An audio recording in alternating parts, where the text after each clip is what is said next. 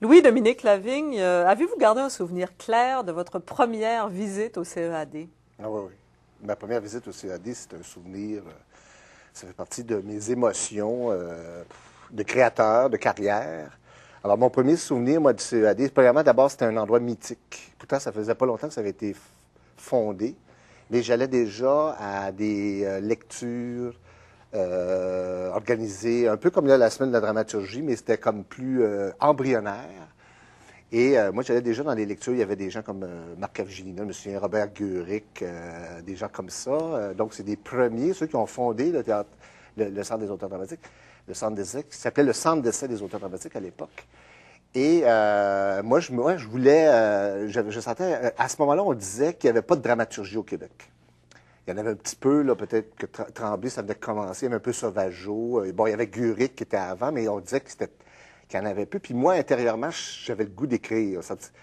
Je faisais du théâtre, puis après ça, je me suis présenté, j'ai été accepté au conservatoire aussi comme interprète. Mais intérieurement, j'avais le goût d'écrire une pièce, pour le théâtre. Puis là, à un moment donné, bon, j'en ai écrit une couple, puis ça marchait pas très bien. J'ai eu mon petit apprentissage personnel. Puis à un moment donné, il y en a une pièce que je commençais à trouver bonne. Là.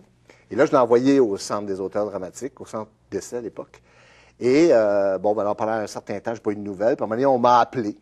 Puis là, on m'a dit, il y a une réunion, on va faire une réunion autour de ton texte.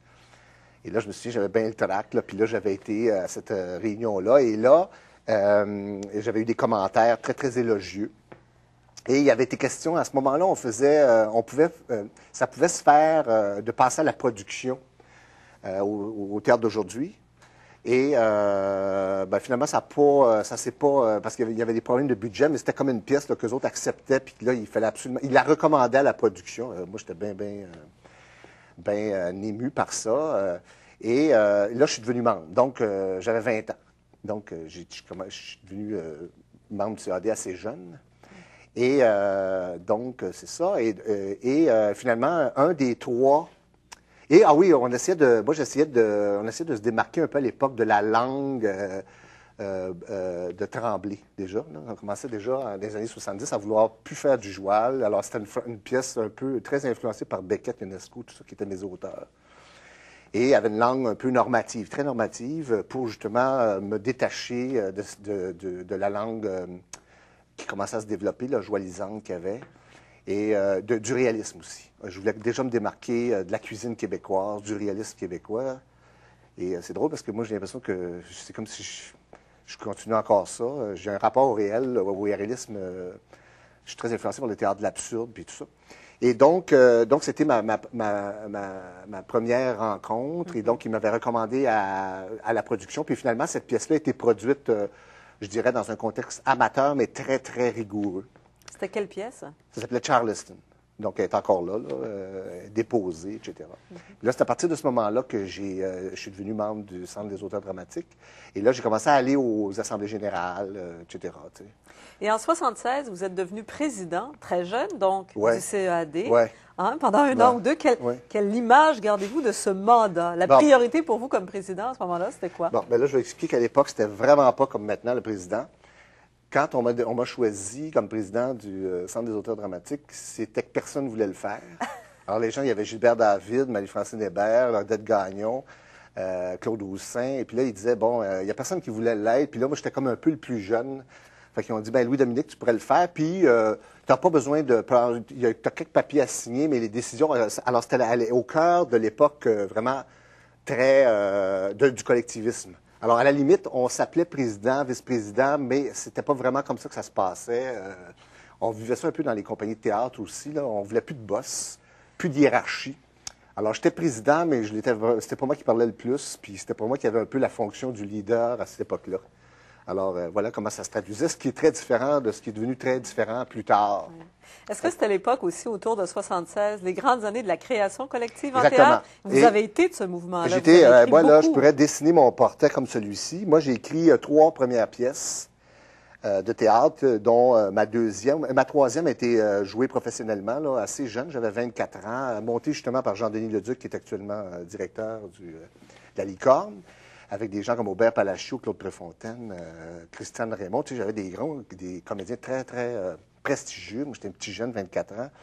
Et donc, là, j'avais écrit une pièce qui s'appelait As-tu peur des voleurs, qui a eu un certain succès. Et là, à un certain moment donné, pendant qu'on montait ma pièce, pendant que ça commençait à jouer, commençait à naître. En fait, c'était déjà dans le picture, dans le mouvement de la création collective. Depuis le Grand Cercle ordinaire. Oui, eux autres, ça a commencé. Bien, alors, c'était très important, là, mais à un moment donné, il s'est répandu une espèce de mouvement où l'auteur était une vision réactionnaire de la création. Alors, moi, il n'était plus question que je devienne... Alors, j'ai arrêté d'écrire. Après, As-tu pas des voleurs? C'est-à-dire, j'écrivais des poèmes chez nous ou des tentatives de romans, mais j'ai arrêté d'écrire pour le théâtre à ce moment-là parce que c'était considéré comme une fonction réactionnaire par rapport à l'acte théâtral qui devait d'abord être collectif. Alors ça, ce mouvement-là n'appartenait pas rien qu'au Québec. Ça existait en France avec Ariane Mouchkine, le Théâtre du Soleil, l'Aquarium. Tu avais ça aux États-Unis aussi avec la San Francisco Mind Troupe ou et compagnie.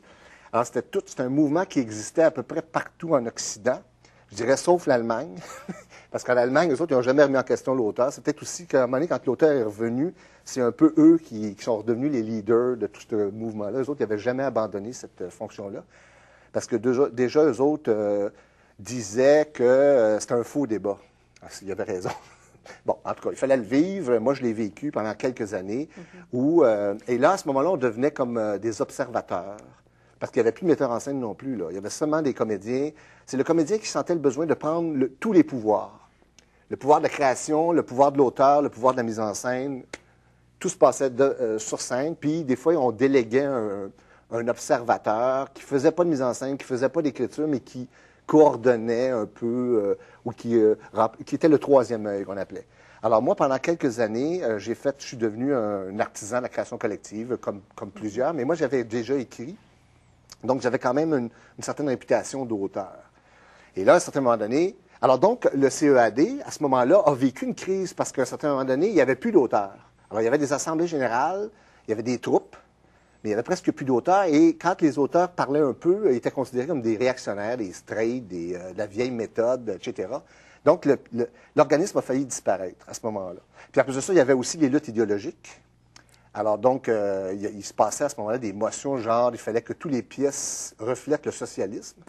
Ça, il y a eu une période comme ça au CEAD, des grands débats là, qui duraient une journée sur les gens qui trouvaient que c'était trop restrictif, il y avait raison, et les autres qui voulaient faire passer cette plateforme-là, que personne n'obéissait à cette plateforme-là, mais il fallait absolument la faire passer pour que ça soit très rassurant pour tout le monde. Ça s'est vécu, de toute façon, toute cette histoire-là s'est vécue partout à cette époque-là, là, que ce soit dans les cégeps, les mouvements communautaires, les journaux, etc.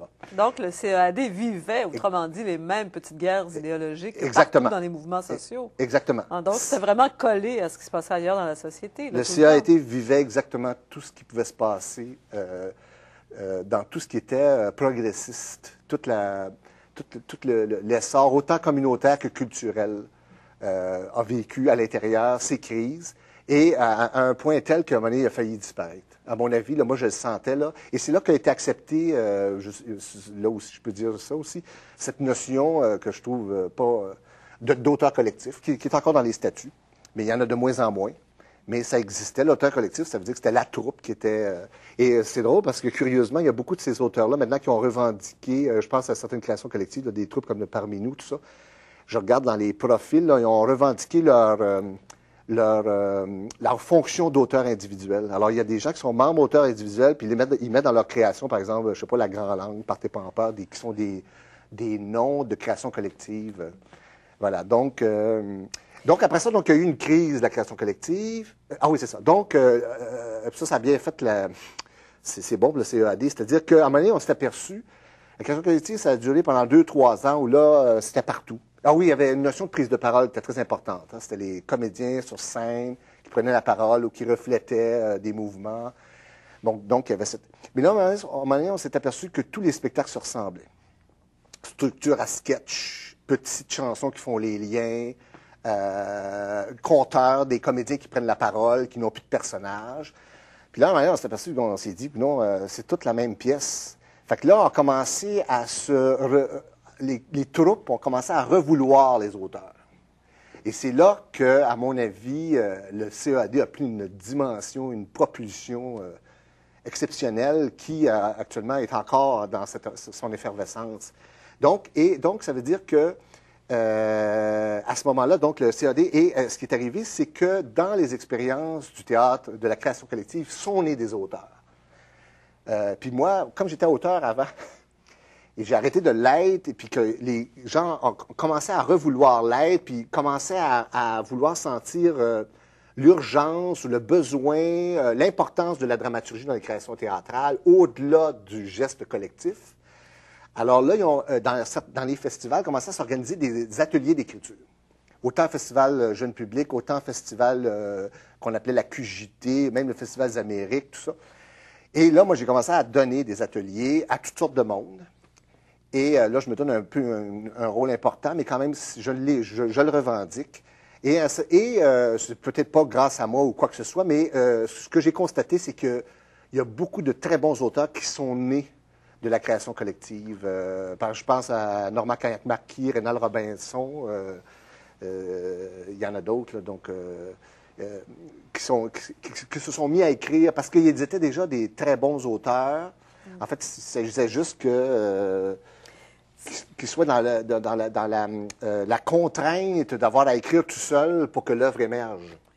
Est-ce que vous avez l'impression que du moment où on a mis de côté cette époque là, de la création collective et que le CEAD s'est vraiment tourné vers ce mandat d'aider, d'accompagner des auteurs, on est arrivé à, de plus en plus, ce qu'on a cherché à faire, c'est le contraire de la création collective, c'est-à-dire une professionnalisation des auteurs eux-mêmes? Bien, il y a ça. Moi, je pense que la création collective a amené beaucoup. C'est-à-dire que la création collective a développé des acquis dans les méthodes de création. Par exemple, c'est pour ça qu'il y a tant d'ateliers. La création collective a un peu permis à resituer, enfin là, il y a des nuances, là, mais à repositionner les fonctions dans la création théâtrale, si bien que il y a beaucoup d'auteurs qui n'ont plus peur, par exemple, de travailler avec des collectifs, de faire des nouvelles versions. Il y a aussi l'abandon, par exemple, de cette espèce d'inspiration magique qu'on trouve dans sa chambre chez soi, puis que tout doit émerger de là.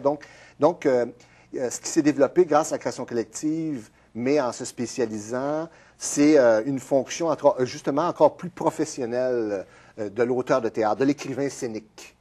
Alors, ça, c'est juste. Et à ce moment-là, le Centre des auteurs dramatiques a joué un rôle important de catalyseur. Et ce qui est arrivé un peu, que j'ai trouvé bien le fun aussi, c'est que les auteurs, spontanément, se sont retrouvés au Centre des auteurs dramatiques comme outils, c'est-à-dire ils ont senti le besoin de se rassembler, là, autant pour se donner des outils, mais que pour se sentir ensemble. Donc, il y a eu le CAD a développé comme cette énergie-là, et en même temps, les moyens, ça s'est fait ensemble, les moyens se sont développés aussi pour répondre à cette demande-là. L'un des moyens développés, mis en place assez tôt par le CAD pour accompagner la dramaturgie, ça a été l'expérience des lectures publiques. Alors, vous, comme auteur, en avez profité. Oui. Et je me demandais si vous aviez là aussi un souvenir assez clair de la lecture publique de Où est-ce qu'elle est ma gang? C'était en 81, sachant que cette pièce-là a créé toute une controverse dans le monde scolaire. C'est une pièce pour adolescents. Vous en rappelez-vous? Oui, mais la réaction du milieu. Un peu avant aussi l'histoire. Je ne sais pas, peut-être il y en a d'autres qui l'ont développé, mais la lecture publique, ça n'a pas toujours été évident au Centre d'essai des auteurs dramatiques. Moi, j'ai déjà vu, je me souviens que les premières fois, quand je suis rentré comme membre, il y en avait des lectures publiques et il y en avait qui étaient très ennuyantes. Donc, puis c'est pas pour rien qu'à un certain moment donné, c'est une activité qui a été abandonnée. Et après ça, donc, à un moment donné, il n'y en avait plus, parce que les gens disaient c'est tellement plate qu'on n'y aura plus. Et c'est comme si, à un certain moment donné, ils ont trouvé la manière de faire des lectures publiques très, très vivante. Et donc, c'est revenu, c'est un peu après, comme je dis, la période de la création collective. Quand ça a commencé à naître, là, il a commencé à avoir, puis c'est comme ça que tranquillement s'est construit la Semaine de la dramaturgie. Bon, quant à moi, par rapport à ma lecture, c'est-à-dire que c'était une pièce qui, puis c'était un peu bizarre parce que c'est le CAD. Moi, cette pièce-là, c'était un peu bizarre, mais ils ont... On parle de Où est-ce qu'elle est ma gang en 81. Où est-ce qu'elle est ma gang en 81. C'est une pièce, moi, que j'ai créée à partir d'enquêtes auprès des jeunes dans une école secondaire. Et c'est eux qui sont venus voir le résultat de la création. Et c'est eux qui ont dit, on va le faire. Donc, ils ont tout fait. Moi, j'ai même pas présenté ma pièce pour qu'elle soit lue comme ça se fait maintenant. C'est eux qui ont été la chercher, qui ont dit on la met dans la semaine de la dramaturgie. Et puis, ils l'ont fait lire, ça a créé un gros événement. Puis là, il y a une compagnie qui s'appelle le Pape, petit à petit, où il y avait des gens qui commençaient leur carrière, comme René Richard Cyr, Claude Poisson, tout ça. Claude Poisson, il avait déjà commencé pas mal, là, mais il y en avait là-dedans qui sont devenus comme des... Alors, ils étaient tous là, ils sont emparés de cette pièce-là, et ils en ont fait un spectacle icône, un spectacle très, très important dans le paysage théâtral. Donc, le CAD a joué un rôle extrêmement important de... Donc, c'est sûr que moi, ça m'a... Et ça correspondait à une période où je recommençais à écrire pour le théâtre. J'avais abandonné mon silence autour de la création collective. Et là, je me suis mis, moi, à écrire là, vraiment là, de façon boulimique pour toutes sortes de compagnies. Et c'était un peu la première de cette nouvelle lancée que je me donnais. Ouais. Alors, vous êtes toujours, Louis-Dominique Lavigne, co-directeur artistique du Théâtre du Quartier, mais vous avez donc signé plus d'une trentaine de pièces maintenant et vous avez travaillé avec plusieurs compagnies, ici et en Europe, le Parmi nous, évidemment, l'Avant-Pays, Bouche décousue, le Théâtre de la Vieille 17. Donc, une carrière extrêmement prolifique. Est-ce que maintenant, en 2006, le CEAD peut toujours nourrir ou soutenir quelqu'un comme vous? Ah, mais encore plus. Pourquoi? Parce que moi, d'une certaine façon, par exemple, par rapport au chant adulte, au niveau jeune public, j'avoue que j'en ai pas vraiment besoin, sauf que je peux être une ressource. Quoique je commence à réutiliser, parce qu'ils ont développé ce qu'on appelle des conseillers dramaturgiques, ce qui n'existait pas avant. Et c'est des gens très, très précieux, très compétents. Et comme c'est comme. En tout cas, donc, c'est une ressource que. Moi, actuellement, je fais un projet et je me sers des conseillers dramaturgiques. Donc, ils sont normalement, ils devraient continuer à l'être à mon service, c'est-à-dire, ils devraient continuer à m'aider. Donc, ça pour ça. Pour le théâtre adulte, par exemple, moi, c'est un organisme qui est très, très important pour moi. Comme des fois, là, je soumets, comme j'en ai une, la petite chatte blanche, une écriture d'une pièce que j'ai écrite pour adultes. Bien, il a été sélectionné à la semaine de dramaturgie l'année dernière et j'ai bénéficié aussi d'un atelier de mise en voix.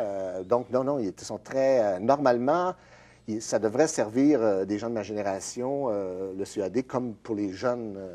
Mais est-ce que les jeunes ont les mêmes besoins que vous? Parce qu'on voit tellement de jeunes auteurs arriver maintenant au premier plan. Il y en a de plus en plus au CEAD. Est-ce que tout le monde trouve la réponse à ses besoins dans tout ça? C'est-à-dire que moi, je pense que les jeunes sont plus favorisés que les gens de ma génération parce qu'on pense qu'on est arrivé au niveau... il y a quelque chose à trouver. On fait des guerres entre nous. Nous autres, on dit « Ah oui, c'est encore pour la relève, 20 à 35 ans, je ne peux pas y participer. Il y a toutes ces affaires. Donc, on sent que... On pense beaucoup à la relève, à beaucoup... sauf que, je peux vous dire une chose. Moi, je vis pas tout à fait ça, mais il y a des auteurs de ma génération qui se sont tus, qui n'écrivent plus. On ne va plus... Parce qu'il n'y a pas de concours. Il y a quelque chose qui se passe que je sens. Dans ma génération, il y a des gens dont on ne s'occupe pas. Alors, ce qui arrive, c'est que le théâtre, on n'écrit pas ça dans sa chambre. C'est-à-dire il y a une fonction où ça doit être joué, ça doit être monté. Et pour moi, à ce niveau-là, je ne dis pas que le travail ne se fait pas, mais je dis qu'il y a beaucoup de travail à faire. Donc, c'est un organisme qui peut encore servir à des auteurs des auteurs qu'on pense arriver ou qui n'ont plus besoin de l'organisme. Alors donc, bon, voilà. Est-ce que ça veut dire que pour vous, le CEAD, pendant les prochaines années, devrait peut-être se soucier plus des auteurs de la maturité, de ceux dont l'œuvre n'est pas terminée, mais qui sont actuellement au second plan ou dont la parole a l'air de s'être tue? Est-ce que c'est au CEAD de faire les premiers pas et de penser à des façons d'aller les chercher? Oui, moi je pense qu'il y a quelque chose à inventer. Je ne suis pas le seul à le penser. Il y a quelque chose à inventer. Je ne sais pas comment, mais il y a quelque chose à inventer pour pour entretenir une sorte de flamme dramaturgique chez des gens de ma génération. Je pense qu'il y a quelque chose à faire avec ça. Et entre-temps, est-ce que ça crée des problèmes intergénérationnels? Est-ce que vous collaborez avec des jeunes auteurs? Est-ce qu'on provoque des occasions de regard croisés? Moi, à un certain moment donné, quand je regarde le paysage théâtral, je trouvais qu'à un moment donné, il y avait quelque chose d'un peu... les jeunes d'un bord, les baby-boomers de l'autre, puis une autre génération entre les deux. Puis je voyais que on n'a pas besoin des plus vieux, blablabla. Mais là, comme dernièrement, moi, on m'a invité, mais là, j'étais tellement content, j'ai dit, enfin, il y a un petit jeune qui a sa petite troupe, puis qui m'appelle pour faire un projet. complètement pété, là, un projet très, très audacieux au niveau formel, très expérimental. Puis là, c'était complètement générationnel.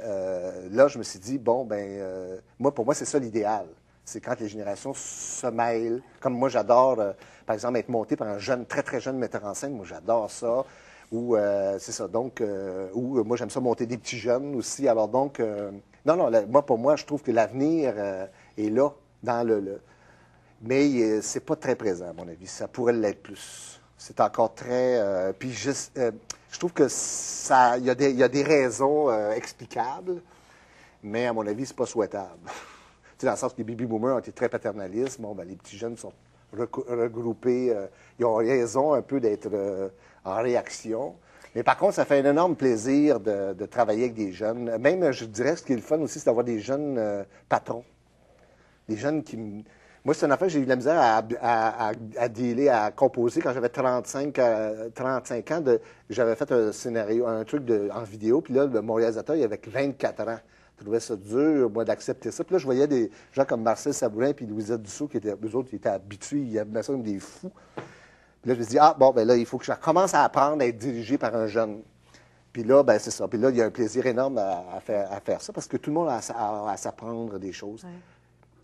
Oui. Oui, mais si encore parfois ces deux groupes, là, baby boomers d'un côté et jeunes de l'autre côté, est-ce que c'est essentiellement une question d'âge ou une question de thème et d'intérêt pour les contenus, pour ce qui anime l'envie d'écrire? C'est une question d'âge. C'est une question d'âge, il y a une question socio-économique, genre une génération plus assise, des générations qui veulent s'imposer.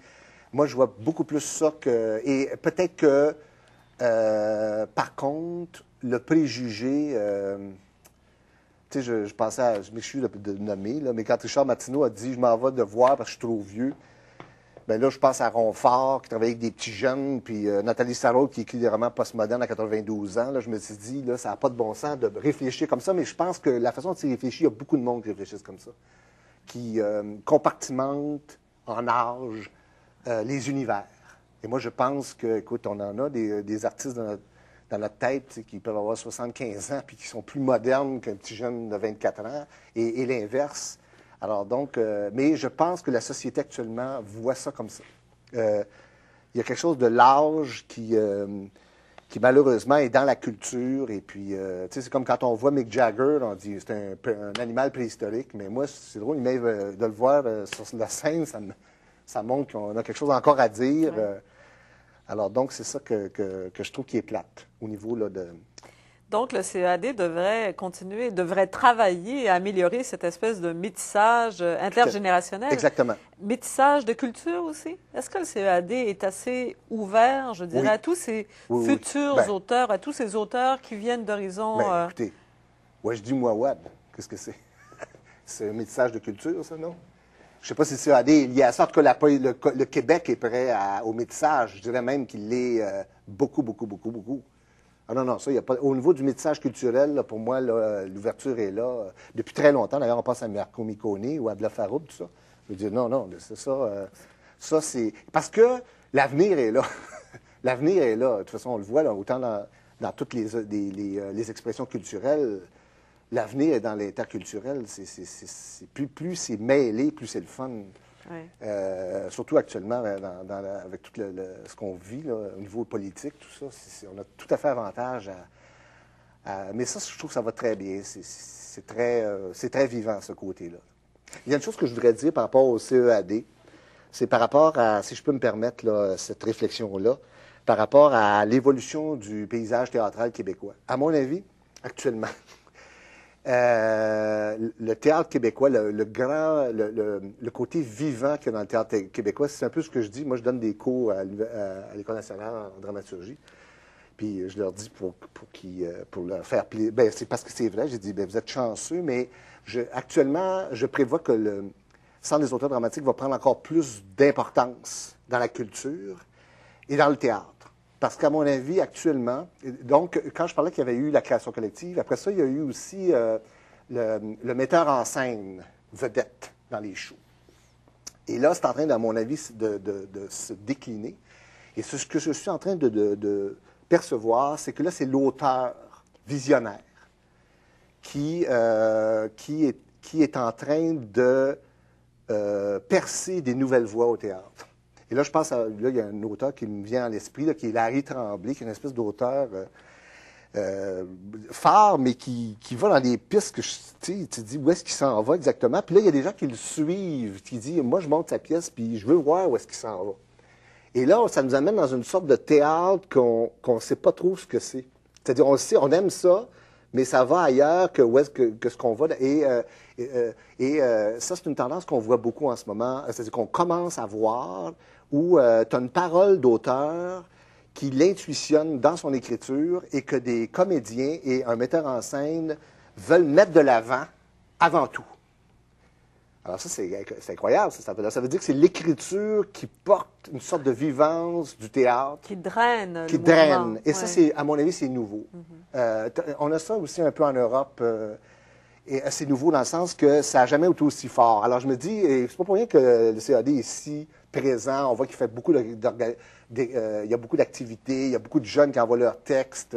Ça grossit, ça grossit, ça grossit. C'est parce qu'il y a des voix théâtrales qui sont dans ces écritures-là. Est-ce que ça risque de trop grossir? Est-ce qu'il y a un danger à l'expansion, au développement d'un organisme? Pas actuellement. Je ne sens pas. Si c'est bien géré, si c'est. Aussi, le CAD, il y a une espèce d'assemblée générale, il y a des membres très actifs. Si c'est bien lié à ses membres et aux besoins de ses membres, pour moi, il y a pas je ne vois pas de danger actuellement. Ils sont pas. Et j'en vois pas. Ça va prendre du temps avant qu'on le voit parce que c'est un organisme qui est en lutte, en combat culturel. Le grand combat culturel, c'est faire jouer ses auteurs. Le grand combat culturel, il est dans les théâtres. Par exemple, le Théâtre du Nouveau Monde, à mon avis, quand on pense à l'Angleterre, en Angleterre, leur théâtre du Nouveau Monde, ils ont un volet qui encourage l'écriture, bon, tout ça.